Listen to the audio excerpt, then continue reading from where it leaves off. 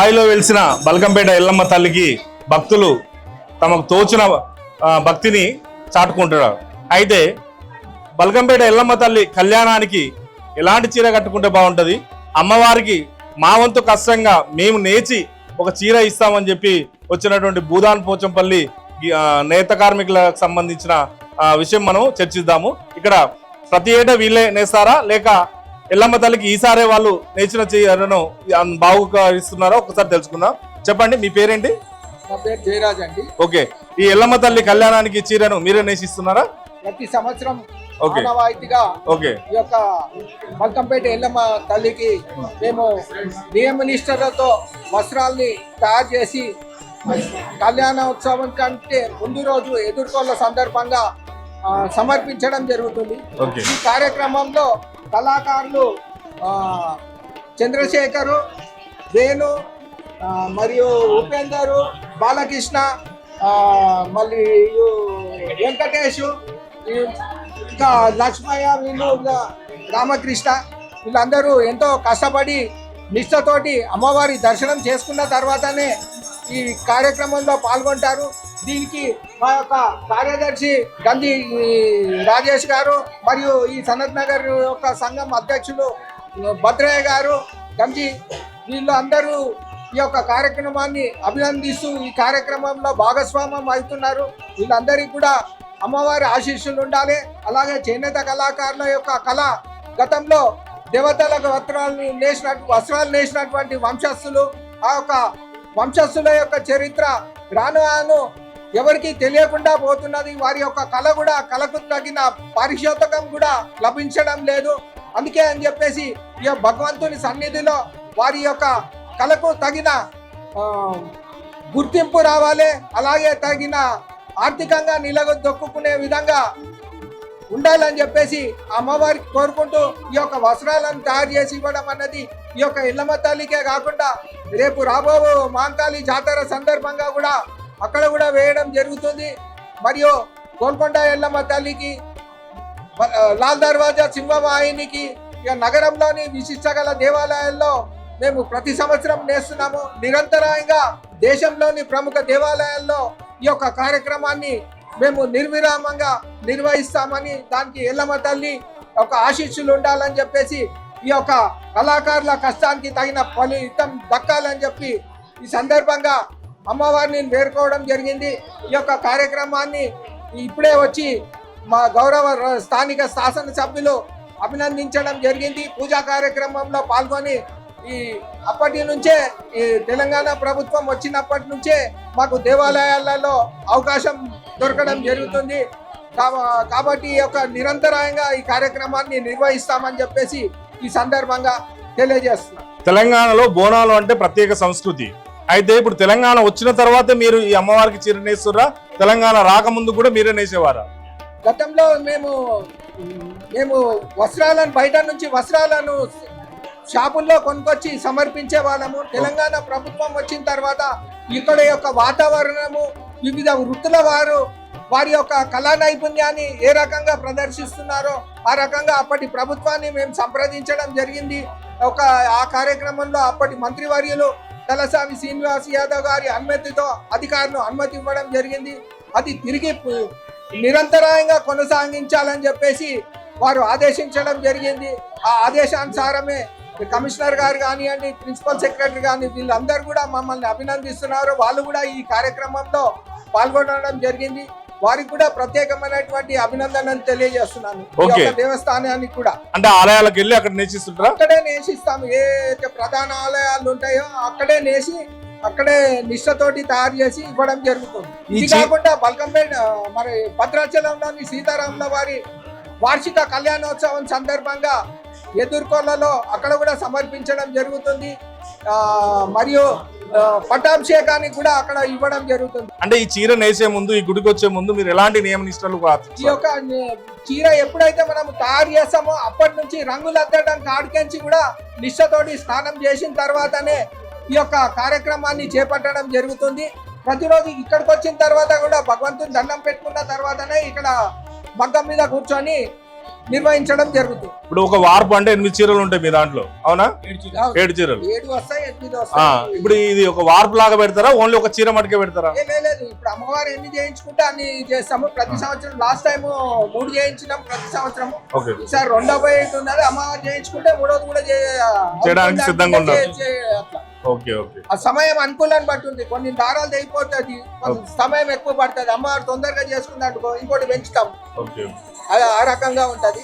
పద్మశాలి సంఘం గ్రేటర్ హైదరాబాద్ అధ్యక్షుడు, అదేవిధంగా యాదగిరిగుట్టలో ఉన్నటువంటి పద్మశాలి సత్రం యొక్క అధ్యక్షుడు బల్కంపేట అమ్మవారి ఆలయం గురించి, ఆలయంలో వాళ్ళ కులవృత్తిగా చేపడుతున్నటువంటి చీర నేసి అమ్మవారికి బహుకరిస్తున్న విషయం గురించి ఆయన 2 మాటల్లో చెప్తారు. మేము ప్రతి సంవత్సరం ఏంటంటే ఈ నేసే కార్యక్రమాన్ని అమ్మవారికి చీరలు సమర్పించే కార్యక్రమాన్ని 2014లో తెలంగాణ వచ్చిన తర్వాత మేము స్టార్ట్ చేసినాం. ఫస్ట్ ఉజ్జయిని మహంకాళి టెంపుల్ సికింద్రాబాద్లో, అక్కడ నుంచి స్టార్ట్ చేసినాం. అక్కడ నుంచి అంబర్పేట్ మహంకాళికి ఇచ్చుకుంటూ తర్వాత జయరాజ్ గారు వారి బృందం వాళ్ళతోటి వాళ్ళు కూడా ఇవన్నీ కంటిన్యూ చేసుకుంటూ వస్తున్నారు. అమ్మవారి ఆశీస్సులు ఉండాలి, ఆశీస్సులతోటి మేము ఈ కార్యక్రమాన్ని నిర్వహిస్తున్నాము. ఆ నేత కార్మికులకు కూడా ఇప్పటి వరకు సిటీలో ఉన్న వారికి మొగ్గం చీర ఎట్లా చేస్తారనే తెలియదు. కాబట్టి ఈ ప్రక్రియ అందరికీ తెలిసే విధంగా మేము ఒక కార్యక్రమాన్ని నిర్వహిస్తున్నాం.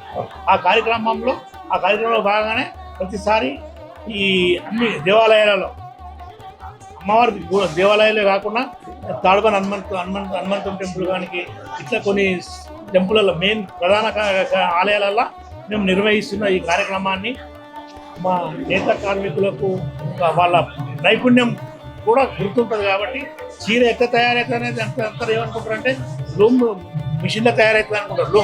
లూమ్స్ కాదు, ఈ చీర తయారు చేయడానికి 3 రోజులు అవుతుంది. ఇక్కత్ పోచంపల్లి ఇక్కత్ చీర డబల్ ఇక్కత్, అది అలాంటి మామూలుగా 7-8 వేలకు ఉంటుంది. అది బయట మీరు బయట కొంటే 10-11 వేలు ఉంటుంది.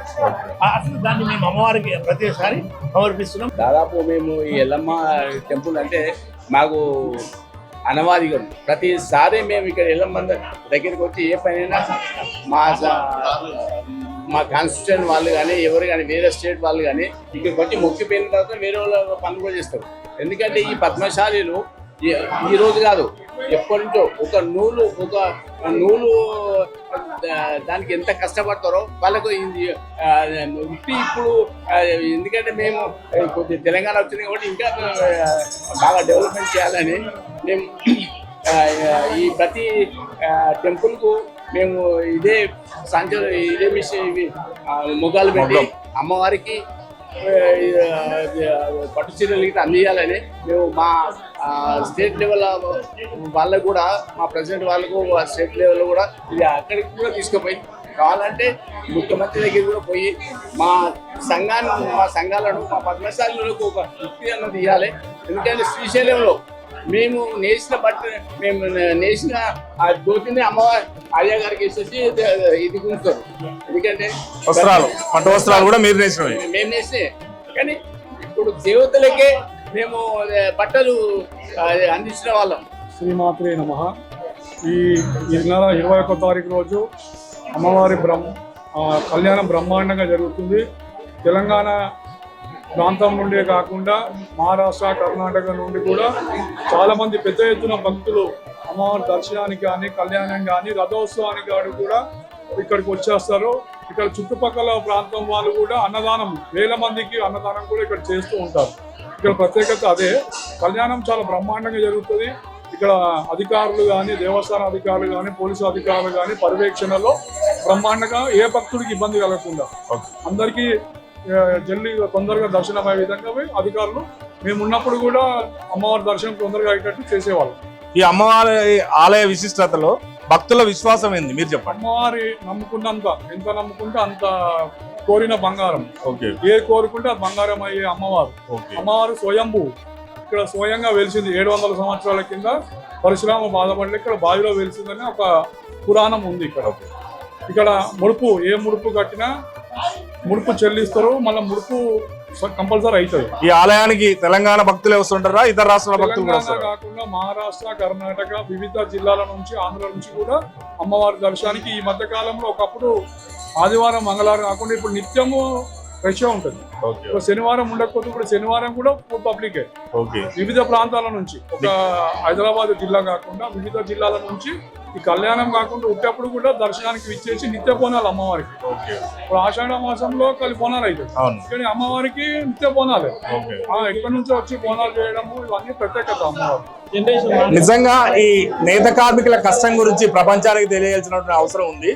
నిజంగా ఈ చీర మనము అందంగా ముస్తాబైన తర్వాత కట్టుకొని మురిసిపోతాం, కానీ ఈ చీర తయారు కావాలంటే వీళ్ళు నూలి పోగులను ఒక ఆసు పైన పోసి దాన్ని ఒక వార్పుగా తయారు చేసి ఆ వార్పును చిటికీలు కట్టి కలర్లు అద్ది, ఆ కలర్లు అద్దడానికి కూడా డిజైనింగ్ ఒక దగ్గర ఒక కలరు, మిగతాది వేరే కలర్ అంటకుండా ఆ రబ్బర్ చుట్టి చిటికీలకు కట్టి దాన్ని కలర్ గా చూసి ఈ వార్పును ఒక మొగ్గం పైన పెడతారు.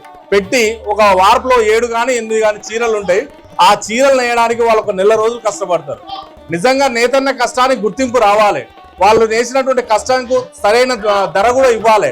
ప్రపంచంలో ఉన్నటువంటి అందరూ దీనిపైన స్పందించాలి. ప్రభుత్వాలు కూడా స్పందించి ఆ నేతన్న కష్టానికి తగ్గ ప్రతిఫలాన్ని కూడా ఇవ్వాల్సిన అవసరం ఉంది.